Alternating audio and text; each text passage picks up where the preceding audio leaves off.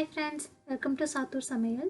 இன்னைக்கு egg fried rice எப்படி பண்ணுறதுன்னு பார்க்கலாம். இது பண்ணுறதுக்கு நான் 1/2 கப் ஸ்ப்ரிங் ஆனியன், 10லேருந்து 15 பீன்ஸ், அதுக்கப்புறம் ஒரு கேரட் இதை குட்டி குட்டியாக நறுக்கி வச்சுருக்கேன்.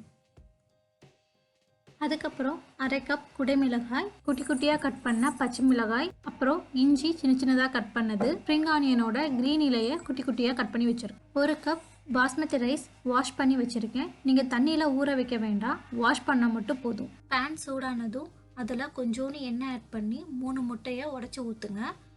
இப்போது கொஞ்சோண்டு மிளகும் கொஞ்சோண்டு உப்பும் ஆட் பண்ணி அதை நல்லா குட்டி குட்டியாக வர்ற வரைக்கும் வதக்கி விடுங்க. அதுக்கப்புறம் அதை தனியாக எடுத்து வச்சுருங்க. பாஸ்மதி ரைஸ் வேக வைக்கிறதுக்கு நான் குக்கரில் 3/4 பாகம் தண்ணி எடுத்திருக்கேன். ஃப்ரைட் ரைஸ்க்கு முக்கியமானதே பாஸ்மதி ரைஸ் குழையாமல் ஃப்ரைட் ரைஸ் பதத்துக்கு நம்ம வடிக்கிறது தான். இப்போது தண்ணி கொதித்ததும் அதில் 1 டேபிள் ஸ்பூன் எண்ணெய், அதுக்கப்புறம் கொஞ்சோண்டு உப்பு சேர்த்துக்கோங்க.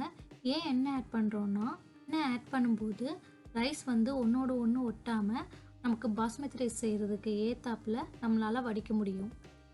இப்போது எண்ணெய் ஆட் பண்ணதும் நம்ம பாஸ்மதி ரைஸை சேர்த்து லோ ஃப்ளேமில் 5 மினிட்ஸ் வேக வச்சா போதும். பாஸ்மதி ரைஸ் சீக்கிரமாக வெந்துடும்.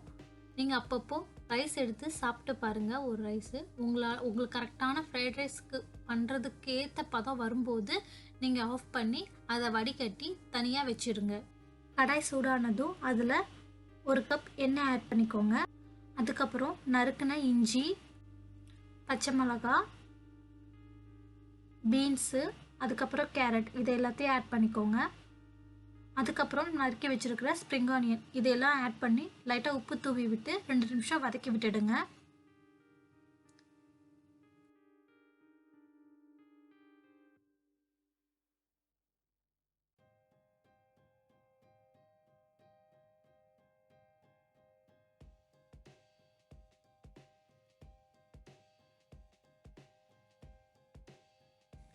நறுக்கி வச்சிருக்கிற குடைமிளகாய், அதுக்கப்புறம் 1/2 டேபிள் ஸ்பூன் சோயா சாஸ் இதை ஆட் பண்ணிவிட்டு நல்லா மிக்ஸ் பண்ணி 2லேருந்து 3 நிமிஷம் வேக வச்சுடுங்க. ரொம்ப நேரம் வெந்துடக்கூடாது.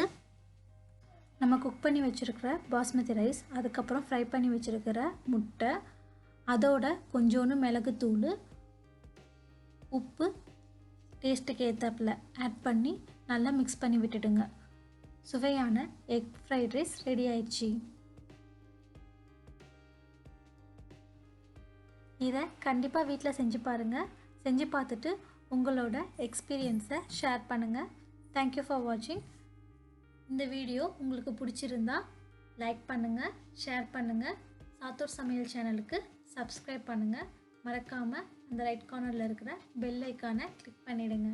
தேங்க்யூ.